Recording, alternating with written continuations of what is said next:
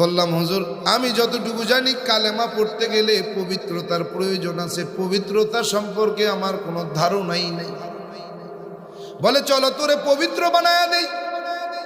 না না না, যাব না, আপনি চলে যান, বিরক্ত করবেন না। বলে রামচন্দ্র আসছি যখন, তোমাকে না নিয়া আমি মসজিদে যাব না। উত্তরে মাথা দিয়ে দক্ষিণে পা দিয়া শুয়ে আসি। আমার রুমের ঠিক আমার ডান পাশে এতটুকু খোলা জায়গায় একজন মানুষ কোন রকম হাঁটা চলা করতে পারে। আমার ডান হাতের ঠিক এই বরাবর দাঁড়াইয়া আল্লাহর বান্দা দাঁড়ায়া দাঁড়ায়া আমাকে বারবার বারবার ডাকতেছে। বললাম না, যাব না। যখন বারবার না করি, আল্লাহর বান্দা আমার ঠিক ডান হাতের এই জায়গাটায় শক্ত করে ধরে টান দিয়ে উঠায়া বসায়া দিল। ডাক দেয়া কয় চলো। বললাম হুজুর আমি তো বললাম নামাজ পড়তে হলে ঈমান থাকা লাগে, ঈমান আনতে হলে পবিত্র হতে হয়, আমি কোনোটাই জানি না, কোনোটাই আমার নাই। বলে রামচন্দ্র চলো না, তোরে পবিত্র বানায়া কালেমা পড়াইয়া তোমাকে নামাজের মধ্যে দাঁড় করাইয়া দেই। বললাম না, যাব না, আপনি চলে যান।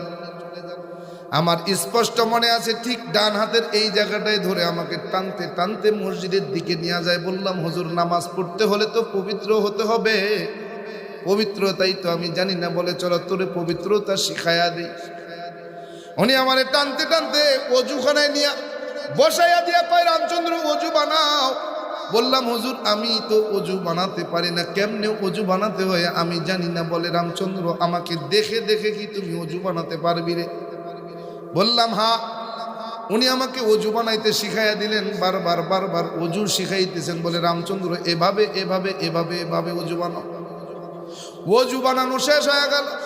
টানতে টানতে মসজিদের দরজার সামনে দাঁড়াইয়া মুসল্লিদের ডাক দেয় আর বলে ও মুসল্লিরা রে, জান্নাতি মানুষ দেখবি নাকি? আয় আয় আয় আয় আয় আয় আয়। মুসল্লিগুলো দৌড়াইয়া মসজিদের দরজার সামনে হাজির হয়ে গেল। তাকায় দেখে আমি রামচন্দ্র। বলে হুজুর মস্করা করেন, কোথায় জান্নাতি মানুষ দেখি? হিন্দুর ঘরের সন্তান রামচন্দ্র কেমনে জান্নাতি হয়?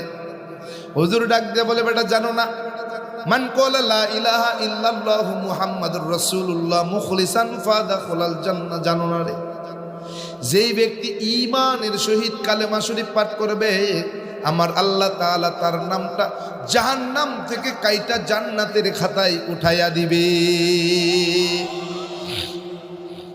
মুসল্লিগুলো দৌড়াইয়া বের হয়ে আসে, কেউ কোলাকুলি করে, কেউ মুসাফা করে, কেউ গালে চুমু দেয়, কেউ কপালের মধ্যে চুমু দেয়। পাগলের মতো হইয়া আমারে টানতে টানতে মসজিদের মাঝখানে